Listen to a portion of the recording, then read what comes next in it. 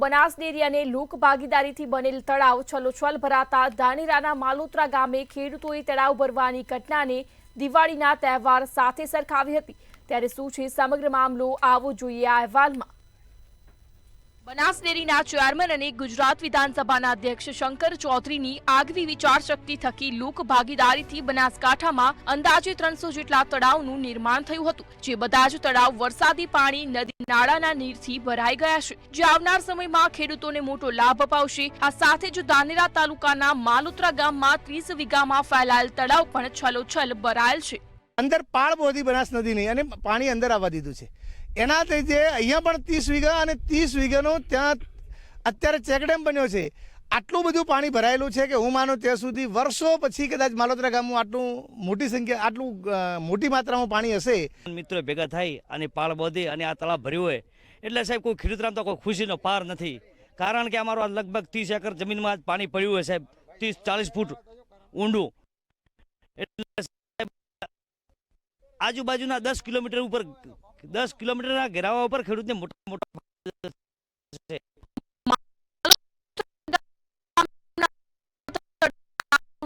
નવસર્જન કરવા અંદાજે 50 લાખનો ખર્ચ થયો છે। 30 વીઘાનું તળાવ પાણીથી ભરાતા ભાજપના અનેક આગેવાનો, સરપંચ, ડેરી મંત્રી અને મોટી સંખ્યામાં સ્થાનિકો ઉમટી પડ્યા હતા, કારણ કે બૂંદ બૂંદ માટે વડખા મારતા ખેડૂત માટે આ પાણી કાચું સોનું સાબિત થશે। રેલ નદીનું પાણી અમારા ગામમાં તળાવમાં વળેલો અને લગભગ 30 વીઘા જેવું જમીન તળાવમાં પાણી આવેલું હોય અને તળાવ ફૂલ ભરાઈ ગયેલ છે।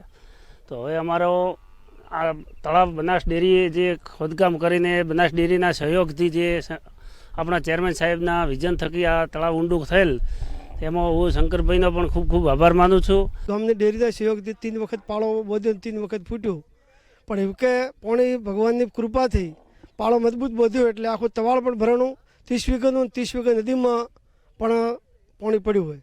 માલોત્રા ગામનું તળાવ ભરાતા આજુબાજુના 5 કિલોમીટર વિસ્તારમાં લાભ થશે। તળાવ થકી સિંચાઈનો પ્રશ્ન પણ હલ થશે, પાણીના તળ ઉપર આવશે, જે પાક માટે વિશેષ લાભ કરશે। આ સાથે જ તળાવ ભરવાથી ખેડૂતોમાં વિશેષ ખુશી છે। આ ખુશી દિવાળીના તહેવાર સાથે પણ સરખાવવામાં આવી છે, કારણ કે જળ એ જ જીવન છે। શંકર ચૌધરીના સાર્થક પ્રયત્ન થકી આજે તળાવ પાણીથી ભરાઈ જતા ખેડૂતોની ખુશીમાં વધારો થયો છે। બનાસકાંઠા જિલ્લામાં ક્યાંક ને ક્યાંક કુદરત મહેરબાન છે, જેને કારણે ધાનેરા તાલુકાની જે નદી અને નાળા એમાં ક્યાંક ને ક્યાંક જે જબરજસ્ત રીતે નીર આવે અને નીર થકી આજે અનેક ગામના તળાવો ભરાય છે। સીધા દ્રશ્ય બતાવીશ માલોત્રા ગામના કે આ જે તળાવ છે બનાસ ડેરીના જે યશસ્વી ચેરમેન છે, ચેરમેનની દીર્ઘદ્રષ્ટિને અનુસંધાનમાં જ આ બનાવવામાં આવ્યું હતું। બનાસ ડેરીના સહયોગ થકી અને ગામની જે 2 મંડળીઓ છે, દૂધ મંડળી, એના સહયોગ થકી લોક ભાગીદારીથી અહીંયા ક્યાંક ને ક્યાંક આ તળાવ બનાવવામાં આવ્યું હતું। આ તળાવની વાત કરવામાં આવે તો 30 વીઘા કરતાં પણ મોટું તળાવ છે અને આ તળાવ આજે જ્યારે ભરાતા ક્યાંક ને ક્યાંક ખેડૂતોમાં ખુશીનો માહોલ જોવા મળી રહ્યો છે। એટલે એવું કહી શકાય છે કે બનાસ ડેરી દ્વારા જે આ પ્રયત્ન કરવામાં આવ્યો હતો